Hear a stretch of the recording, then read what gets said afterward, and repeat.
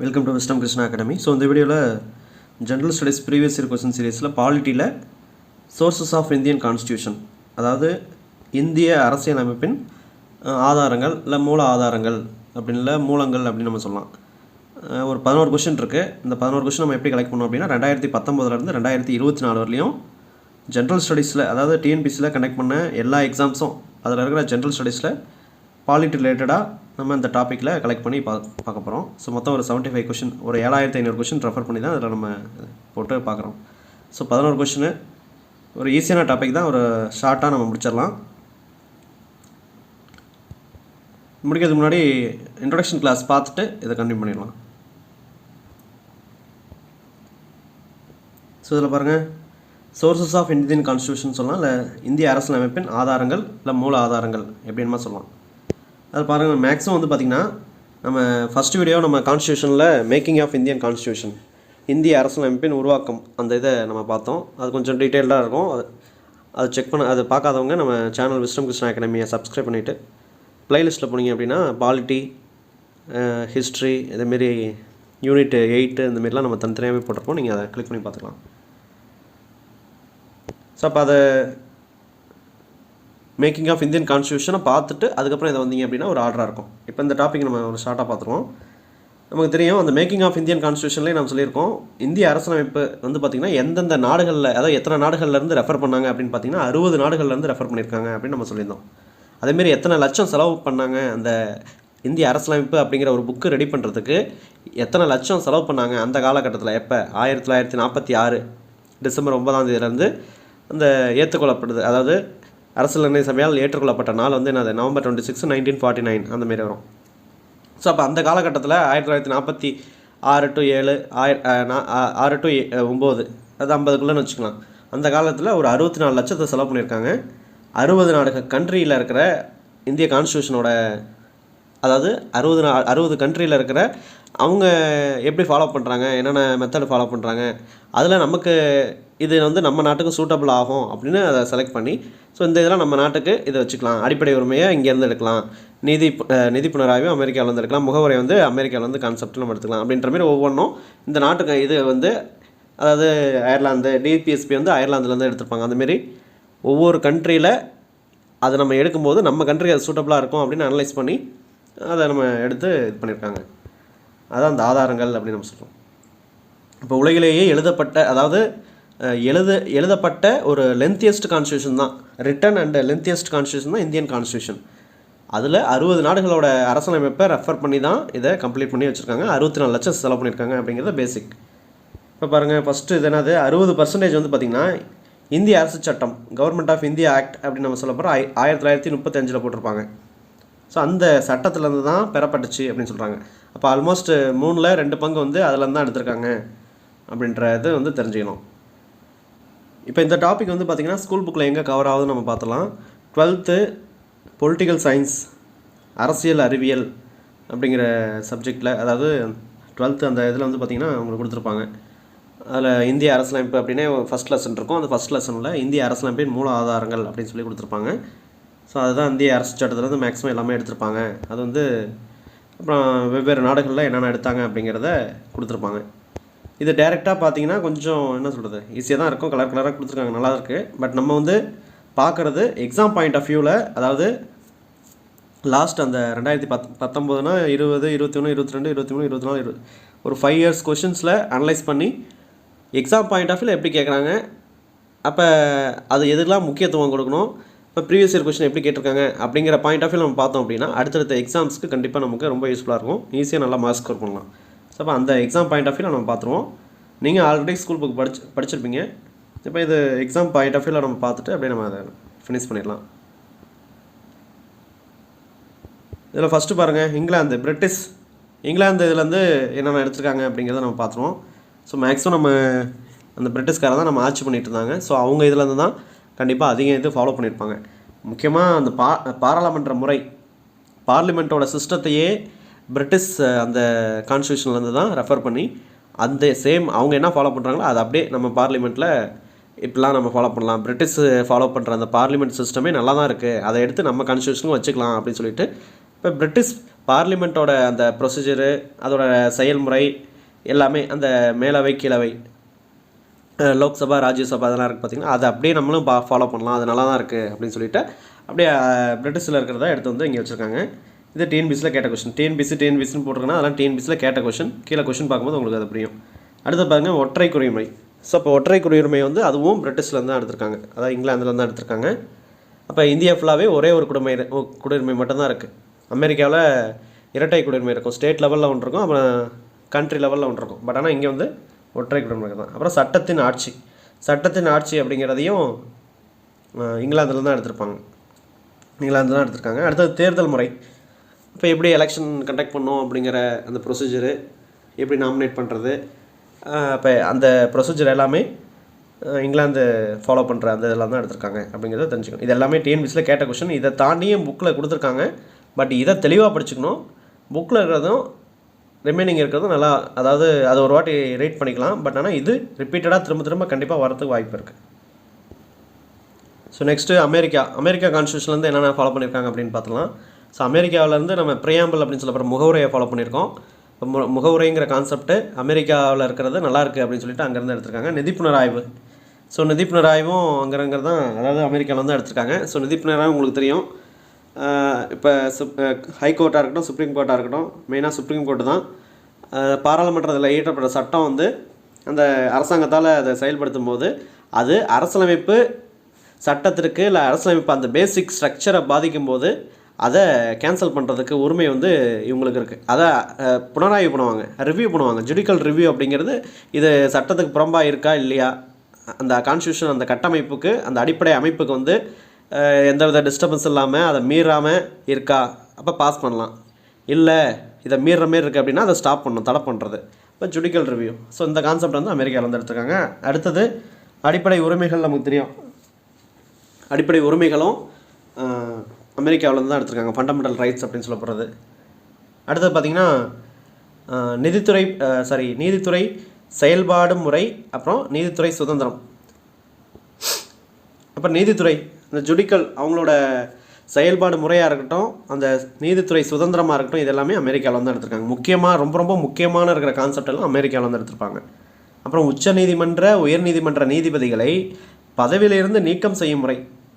அப்போ அவங்கள எப்படி ஏதாவது தப்பு பண்ணாங்களா, இல்லை ஏதாவது ஒரு இஷ்யூலால் அவங்கள எப்படி பதவி நீக்கலாம் அப்படிங்கிற ப்ரொசீஜரை வந்து அமெரிக்காவில் என்ன ஃபாலோ பண்ணுறாங்களோ அதை பேஸ் பண்ணி அதில் லைட்டாக ஆல்ட்ரேஷன் பண்ணி நம்ம இங்கே எடுத்திருக்கோம். ஸோ அப்போ சோர்சஸ் ஆஃப் த கான்ஸ்டியூஷன் அப்படின்னா இந்த சில கான்செப்ட் எல்லாமே வெவ்வேறு நாடுகள்லேருந்து எடுத்துருக்கோம். மொத்தம் 60 கண்ட்ரி. அதில் முக்கியமான இருக்கிறத நம்ம சிலபஸில் நம்ம பார்க்குறோம். எல்லா 60 கண்ட்ரியில் இருக்கிறதும் நம்ம கொடுக்கல, ஒரு 6-7 கண்ட்ரி இருக்கிறதா முக்கியமாக கொடுத்துருப்பாங்க. அதை மட்டும் நம்ம பார்த்தா போதும். அப்போ உச்சநீதிமன்றம் உயர்நீதிமன்ற நீதிபதிகளை பதவியிலிருந்து எப்படி நீக்கணும், அதுக்கு என்ன ப்ரொசீஜரு அப்படிங்கிற இதை வந்து அமெரிக்கா கான்ஸ்டியூஷன் வந்து ரெஃபர் பண்ணி எழுதியிருக்காங்க. இப்போ குடியரசுத் தலைவர், துணை குடியரசுத் தலைவர் அவங்க பதவி நீக்க தீர்மானத்தையும் பதவி நீக்க முறையும் அமெரிக்காவில் தான் ஃபாலோ பண்ணுறாங்க. அயர்லாந்தை பொறுத்தவரையும் ஐரிஸ் அப்படின்னு சொல்லுவாங்க.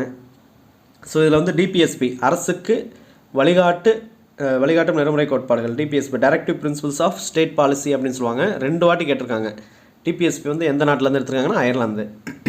அடுத்து வந்து பாராளுமன்றத்திற்கு மேலவை பிரதிநிதிகள் நியமனம் அப்படின்னா என்னது, அந்த மாநிலங்களவையில் ஒரு 12 பேர் வந்து பார்த்திங்கன்னா குடியரசுத் தலைவரால் நியமிக்கப்படுவாங்க. அந்த கலை, இலக்கியம், ஸ்போர்ட்ஸ் இந்த மாரி இதில் ஃபேமஸான இருக்கிற பர்சன்ஸ் வந்து அந்த பார்லிமெண்ட்டுக்கு ஒரு 12 பேர் குடியரசுத் தலைவரால் நியமிக்கப்படுவாங்க.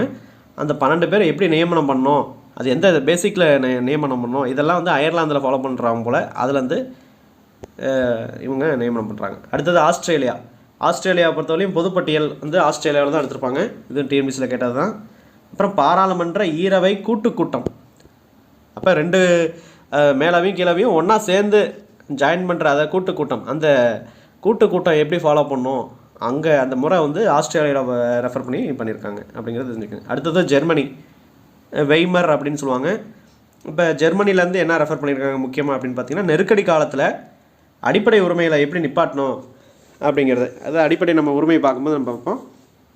அப்போ எமர்ஜென்சி 352, 356, 360 ஸ்டேட் எமர்ஜென்சி, சென்ட்ரல் அந்த தேசிய அவசர நிலை பிரகடனம், அப்புறம் மாநிலத்தில், அதுக்கப்புறம் நிதி, இந்த 3 இது இருக்கும். ஸோ அப்போ அந்த டைமில் அடிப்படை உரிமைகள் எது நிறுத்தி வைக்கப்படணும், என்னென்ன ஃபாலோ பண்ணோம் அப்படிங்கிற ப்ரொசீஜர் எல்லாமே ஜெர்மனி வெய்மர் அப்படின்னு சொல்லப்படுற ஜெர்மனிலேருந்து நம்ம எடுத்திருக்காங்க. நெருக்கடி காலத்தில் அடிப்படை உரிமைகளை நிறுத்தி வைத்தல் அப்படிங்கிற கான்செப்ட். அடுத்த ரஷ்யா, சோவியத் யூனியன் அப்படின்னு சொல்லுவாங்க, யுஎஸ்எஸ்ஆர் அப்படின்னு சொல்லுவாங்க. ஸோ அதில் வந்து பார்த்திங்கன்னா அடிப்படை கடமைகளை வந்து எடுத்திருக்காங்க.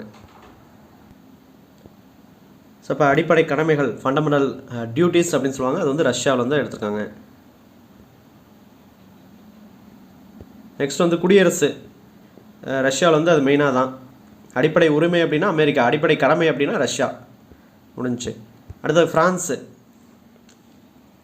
ஸோ ஃப்ரான்ஸ்லேருந்து என்ன எடுத்துருக்காங்க, குடியரசு அப்படிங்கிற ஒரு கான்செப்ட்டு ஃப்ரான்ஸ்லேருந்து எடுத்திருக்காங்க அப்படின்னு சொல்கிறாங்க. அப்புறம் பல கட்சி முறை, நிறைய கட்சிகளுக்கு போட்டி போடலாம், அது 2-3 கட்சி ஒன்றா சேர்ந்து கூட ஆட்சி அமைக்கலாம். ஸோ இந்தமாரி பல கட்சி முறையை ஃப்ரான்ஸு ஃபாலோ பண்ணுறாங்க, அதை அப்படியே நம்ம கண்ட்ரிலையும் ஃபாலோ பண்ணலாம் அப்படின்னு சொல்லிட்டு அந்த முறையை எடுத்து வச்சுருக்காங்க. முகவுரையில் வந்து சமத்துவம், சுதந்திரம், சகோதரத்துவம், இது வந்து ஃப்ரான்ஸில் ஃபாலோ பண்ணுறாங்க. ஸோ அங்கே அதாவது ஃப்ரெஞ்ச் ரெவல்யூஷன்ஸ் அப்படின்னு சொல்லுவாங்க. ஸோ அங்கே இதெல்லாம் பயன்படுத்தினது தான். அப்போ சமத்துவம், சகோதரத்துவம், இந்த சுதந்திரம், இதெல்லாமே அந்த ஃப்ரெஞ்சு ப்ராக்டிஸ் அப்படின்னு சொல்லுவாங்க. ஸோ அதில் இருக்கிற இதை வந்து நம்ம முகவுரையில் ஆட் பண்ணியிருக்காங்க. ஸோ இதெல்லாம் ஃப்ரான்ஸில். இப்போ முகவுரையில் இந்த இது வந்து கண்டென்ட் வந்து கேட்டிருக்காங்க. தென்னாப்பிரிக்கா, சவுத் ஆப்பிரிக்காவில் வந்து பார்த்திங்கன்னா அரசியலமைப்பு சட்ட திருத்தம். ஸோ அப்போ கான்ஸ்டியூஷனல் அமெண்ட்மெண்ட்டை அது பண்ணுறது வந்து அரசியலமைப்பு சட்ட திருத்தம் பண்ணுறது வந்து பார்த்திங்கன்னா தென்னாப்பிரிக்காவில் வந்து ரெஃபர் பண்ணியிருக்காங்க. ராஜ்யசபா, மாநிலங்களவைன்னு சொல்லப்படுற அதில் உறுப்பினர்களுக்கான தேர்தல். இதுக்கு முன்னாடி அந்த என்ன பார்த்தோம், பாராளுமன்றத்துக்கு மேலவை பிரதிநிதிகள் நியமனம் வந்து பார்த்திங்கன்னா அயர்லாந்து. இது தெளிவாக புரிஞ்சுக்கணும். பாராளுமன்ற அந்த 12 பேர் நியமனம் வந்து பார்த்திங்கன்னா அயர்லாந்தில் பண்ணியிருப்பாங்க. அதே வந்து பார்லிமெண்ட்டுக்கு, இந்த மாநிலங்களவைக்கு உறுப்பினர்களுக்கான தேர்தல் முறை, அப்போ ரிமைனிங் எல்லாமே தேர்ந்தெடுத்து தான் பண்ண போகிறாங்க. அப்போ அந்த தேர்தல் முறை வந்து தென்னாப்பிரிக்காவில் வந்து எடுத்திருக்காங்க. அதெல்லாம் கேட்கலாம். அடுத்து கனடா வந்து கூட்டாட்சி அரசாங்கம். இப்போ மத்திய அரசு, மாநில அரசு அதெல்லாம் ஒன்றா சேர்ந்து ஆட்சி பண்ணுறது தான். அது இது ஒரு கூட்டாட்சி அரசாங்கம் சொல்கிறாங்க. ஆனால் இது ஒரு அரைகுறை கூட்டாட்சி தான், முழு கூட்டாட்சி கிடையாது. என்ன தான் கூட்டாட்சின்னு சொன்னாலும் சென்ட்ரலுக்கு தான் அதிக பவர் இருக்குது அப்படிங்கிறது பேசிக்காக எல்லாத்துக்கும் தெரியும். இப்போ கனடா அப்படிங்கிறது கூட்டாட்சி அரசாங்கம். அந்த கூட்டாட்சி அரசாங்கம் கான்செப்ட் வந்து கனடா கான்ஸ்டியூஷனில் வந்து ரெஃபர் பண்ணியிருக்காங்க. ஸோ அந்த ஜப்பானில் வந்து பார்த்திங்கன்னா சட்டத்தினால் நிறுவப்பட்ட செயல்முறை, சட்டப்படியான நடவடிக்கை. இது ஜஸ்ட் எக்ஸ்ட்ரா பார்த்துங்க, இது ஸ்கூல் புக்கில் கொடுக்கல. பட் ஆனால் ப்ரீவியஸ் இயர் கொஷனில், பழைய கொஷனில் கேட்டிருக்காங்க, அதை நம்ம ஆட் பண்ணியிருப்போம். 2019 2024 வரலையும் குரூப் 4, 2024 நடந்த குரூப் 4 வரலையும் நம்ம எல்லா கொஷனும் அனலைஸ் பண்ணியிருப்போம். அதுக்கு முன்னால் ஒரு சில கொஷின்ஸ் கூட முக்கியமான இருக்கிறத நான் அதில் ஆட் பண்ணியிருப்பேன். 10% மார்க் பண்ணியிருப்பேன், அதை பார்த்துங்க. இப்போ இந்த ஸ்கூல் புக்கில் கொடுத்த அதே தான். ஸோ பார்த்திங்கன்னா பிரிட்டிஷ், அமெரிக்கா, இங்கே எல்லாமே அப்படியே ஒன்றா கொடுத்துருப்பாங்க. அதை நம்ம தனித்தனியாக கொடுத்து அதை எது ப்ரீவியஸ் இயர் கொஷனில் கேட்டிருக்காங்க அப்படிங்கிறத. ஸோ அதை தெளிவாக படிச்சுக்கணும், இதை தெளிவாக படிச்சுக்கணும். ஸ்கூல் புக்கில் இருக்கிறத கண்டிப்பாக படிக்கணும், பட் ஆனால் இதை தெளிவாக படிச்சுக்கணும். இப்போ நம்ம கொஷின் நம்ம ஃபாஸ்ட்டாக பார்த்துடலாம். ஃபஸ்ட்டு இது பாருங்கள், கீழ்வரும் எந்த நாட்டு அரசியலமைப்பிலிருந்து இந்திய அரசியலமைப்பில் உள்ள அரசு நெறிமுறை கோட்பாடு அப்படின்னா என்னது, directive principles of state policy, DPSP எதில் எடுத்துருக்காங்க அப்படிங்கிற நம்ம இன்ட்ரடக்ஷனில் பார்த்துருக்கோம். அயர்லாந்துலேருந்து எடுத்துருக்காங்க. ஸோ இப்போ இது ரொம்ப முக்கியமானது, 2 டைம்ஸ் கேட்டிருக்காங்க. அயர்லாந்து, ஐரிஷ் அப்படின்னு நம்ம சொல்லலாம். அடுத்தது, கீழ்கண்ட நாடுகளில் எந்த நாட்டின் தேர்தல் முறையினை இந்தியா ஏற்றுக்கொள்ளப்பட்டது அப்படின்னு கேட்குறாங்க. ஸோ எந்த நாட்டில் அந்த தேர்தல் முறை, அவங்க பண்ணுற அதே தேர்தல் முறையை நம்ம இந்தியாவில் எடுத்திருக்காங்க அப்படின்னு பார்த்தீங்கன்னா இங்கிலாந்து தான், யூகே. பிரிட்டிஷ்னு சொல்லலாம், இல்லை யூகேன்னு சொல்லலாம், இங்கிலாந்து சொல்லலாம், ஆங்கிலேயர்கள் அப்படின்னு சொல்லலாம். ஸோ அப்போ யூகேவோட கான்ஸ்டியூஷனில் இருந்து தான் அந்த தேர்தல் முறையை நம்ம ஃபாலோ பண்ணுறோம். அடுத்தது, இது பேசிக் கொஷின், நம்ம மேக்கிங் ஆஃப் இந்தியன் கான்ஸ்டியூஷனில் இந்த கொஷின் நான் சொல்லியிருப்பேன். இங்கேயும் நம்ம ரீகால் பண்ணிக்கணும். அரசியலமைப்பு அப்படிங்கிற ஒரு கருத்தாக்கம் முதலில் தோன்றிய நாடு எங்கே அப்படின்னா USA, united states of America. Next, பொதுநல வழக்கு என்னும் கருத்து எந்த நாட்டில் தோன்றுச்சு அப்படின்னு கேட்குறாங்க. இதுவும் யுஎஸ்ஏ. இது வந்து ரீசன்ட் கொஷினில் கேட்ட கொஷினு, தெளிவாக பார்த்துங்க. பொதுநல வழக்கு, இதெல்லாம் சோர்ஸஸ் ஆஃப் கான்ஸ்டியூஷனில் இந்த கொஷின் வராது. பட் ஆனால் இது எந்த நாட்டில் தோன்றுச்சு அப்படின்னு கேட்டிருக்காங்க. இது நம்ம இதோட சேர்த்து நம்ம படிச்சுட்டோம் அப்படின்னா திரும்பவும் சப்போஸ் வந்துச்சுன்னா இதை ஈஸியாக நம்ம ஆன்சர் பண்ணிக்கலாம். பொதுநல வழக்கு அப்படிங்கிற கான்செப்ட் வந்து அமெரிக்காவிலேருந்து எடுத்திருக்காங்க. சாரி, எந்த நாட்டில் தோன்றியதுன்னு கேட்குறாங்க. யூஎஸ்ஏல தோன்றுச்சு அப்படிங்கிறத கொடுத்துருக்காங்க. இது ரெண்டுமே எந்த நாட்டில் ஆரம்பிச்சது, எந்த நாட்டில் ஸ்டார்ட் பண்ணாங்க அப்படின்ற கொஷினு இதோட நம்ம சேர்த்து பார்த்துக்கிறோம். எந்த நாட்டில் இருக்கட்சி ஆட்சி முறை நடைமுறையில் உள்ளது அப்படின்னு கேட்குறாங்க. நம்ம வந்து பல கட்சி முறை வரும், ஆனால் எந்த நாட்டில் இருக்கட்சி முறை நடைமுறையில் இருக்குது அப்படின்னு கேட்குறாங்க. யூகேல, இங்கிலாந்தில் இருக்கட்சி முறையை ஃபாலோ பண்ணுறாங்க. அடுத்தது பாருங்கள், நீதித்துறை செயல்பாட்டு முறை ஜுடிஷியல் ஆக்டிவிசம் அப்படின்னு சொல்லியிருக்காங்க. இது வந்து பார்த்திங்கன்னா என்ற கூட்டு அறிமுகப்படுத்தப்பட்டது டேஸில் அப்படின்னு சொல்லியிருக்காங்க. அமெரிக்காவில் தான் அறிமுகப்படுத்தினாங்க. அதே தான், அதாவது ஜுடிக்கல் ஆக்டிவிசம், அதாவது நீதித்துறை புனராய்வு அப்படின்னு சொல்லப்படுது. அதுதான் வந்து எந்த நாட்டிலேருந்து ரெஃபர் பண்ணியிருக்காங்க அப்படின்ற மாதிரி நம்ம படிச்சுப்போம். அது எந்த நாட்டில் தோன்றுச்சு அப்படின்னா அது அமெரிக்காவில் தான். அடுத்தது பாருங்கள், பொறுத்துக ஒன்று கொடுத்துருக்காங்க. அமெரிக்கா அரசியலமைப்பில் இருந்து என்ன எடுத்திருக்கோம்? உச்சநீதிமன்ற நீதிபதிகளை பதவியிலிருந்து நீக்கும் முறை.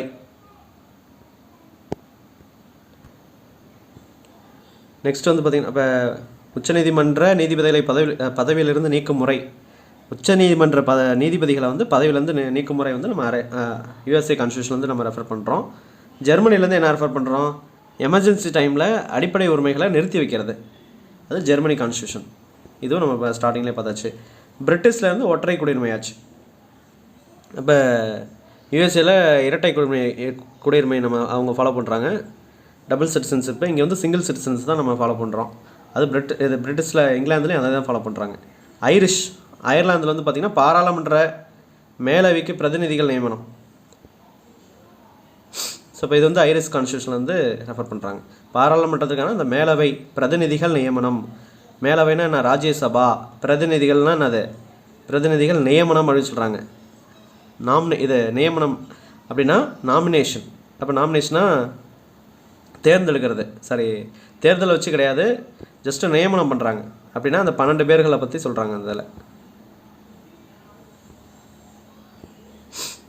அடுத்தது, இந்தியாவில் நிதி புனராய்வு பற்றிய கீழ்கண்டவற்றுள் எவை சரியானவை அப்படின்னு கேட்குறாங்க. ஃபஸ்ட்டு, இந்தியா நிதி புனராய்வு என்ற கருத்துருவை அமெரிக்காவிலிருந்து பெற்றது. கரெக்டு தான். அமெரிக்காவில் வந்து தான் இந்த நிதி புனராய்வு ஜுடிஷியல் ஆக்டிவிசம் அப்படிங்கிறது அங்கே தான் ரெஃபர் பண்ணுறாங்க. ஒன்றிய மற்றும் மாநில சட்டங்கள் இரண்டும் உச்சநீதிமன்றத்தின் நிதி புனராய்வுக்கு உட்பட்டது. இதுவும் கரெக்டு தான். அடுத்து பாருங்கள், அரசியலமைப்பு சட்டப்பிரிவு 13B, அது கீழே நீதித்துறை மறு ஆய்வு செய்வதை தடுக்கிறதான்.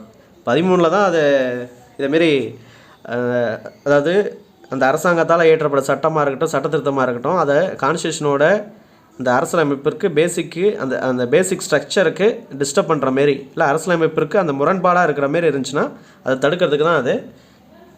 ஸோ அப்போ இது தப்பாக கொடுத்துருக்காங்க. அப்போ 1, 2 கரெக்டு, 3 தப்பு. அவங்க என்ன கேட்டிருக்காங்க? சரியானவைன்னு கேட்குறாங்க. அப்போ 1, 2 சரி. India has borrowed the concept of the judicial review from the USA.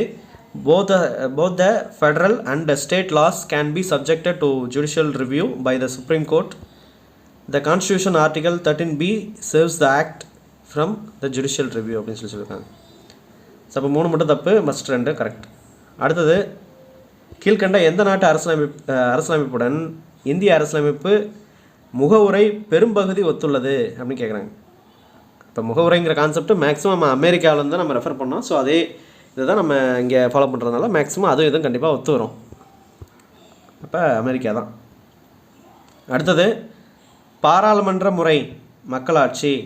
பாராளுமன்ற முறை மக்களாட்சின்னா அது இங்கிலாந்தில் ஃபாலோ பண்ணுறது, யூகே, பிரிட்டிஷ்காரங்க. அடுத்தது, அடிப்படை உரிமைகள் USA, fundamental rights USA, fundamental duties வந்து ரஷ்யா, டிபிஎஸ்பி அயர்லாந்து. சாரி. அடுத்தது வந்து கூட்டாட்சி, ஃபெடரலிசம், கூட்டாட்சி அப்படிங்கிறது கனடா. பொதுப்பட்டியல் அப்படின்னு ஆஸ்திரேலியா இருக்கும். அது 12th புக்கில் கனடாவில் தான் பொதுப்பட்டியல் மாரி கொடுத்துருப்பாங்க. தப்பு, பொதுப்பட்டியல் வந்து ஆஸ்திரேலியாவில் வரும். அடுத்த கொஸ்டின், நிதி புனராய்வு ஜுடிஷியல் ரிவ்யூ அந்த கருத்துரு டேஸ் அமைப்பிலிருந்து பெறப்பட்டுச்சு அப்படின்னு கேட்குறாங்க. ஏன்னா அது அமெரிக்கா அரசியலமைப்பிலிருந்து. திரும்ப அதை கேட்குற கொஷின். ஸோ அவ்வளோதான், இந்த வீடியோ முடிஞ்சிச்சு. மொத்தம் 11 கொஷின் நம்ம பார்த்தாச்சு. இப்போ இந்த பிடிஎஃப் வேணுங்கிறவங்க கீழே நான் டிஸ்கிரிப்ஷன் கொடுத்துருப்பேன், ஒரு வீடியோ லிங்க் நான் கொடுத்துருப்பேன். அந்த வீடியோ லிங்க்கில் என்னென்ன பேக்கேஜ் நம்ம கொடுக்குறோம், அதாவது overall package Tamil, general Tamil, maths, GS அது ஒரு இது, அப்புறம் general studies plus maths, Tamil plus maths 3 இது டீட்டெயிலாகவும் அந்த வீடியோவில் நான் சொல்லியிருப்பேன். அது வீடியோ ஃபுல்லாக பார்த்துட்டு உங்களுக்கு என்ன டீட்டெயில் வேணும், அதாவது எந்த ப்ரீவியஸ் இயர் கொஷின் பிடிஎஃப் வேணுமோ நீங்கள் அந்த டீட்டெயிலில் இருக்கிற சொல்கிற டீட்டெயிலை ஃபாலோ பண்ணி நீங்கள் வாங்கிக்கலாம். இந்த வீடியோ எப்படின்னு சொல்லி கமெண்ட்டில் சொல்லுங்கள். உங்கள் ஃப்ரெண்ட்ஸ்க்கும் இதை ஃபார்வர்ட் பண்ணுங்கள். சேனலை சப்ஸ்கிரைப் பண்ணலாம் பண்ணிவிட்டு பக்கத்தில் பெல் பட்டன் இருக்கும், அதை கிளிக் பண்ணி ஆளுங்கிற ஆப்ஷன் செலக்ட் பண்ணிட்டீங்கன்னா நம்ம போடக்கூடிய அடுத்தடுத்த வீடியோஸ் உங்களுக்கு நோட்டிஃபை ஆகும். தேங்க்ஸ் ஃபார் வாட்சிங். தேங்க்யூ.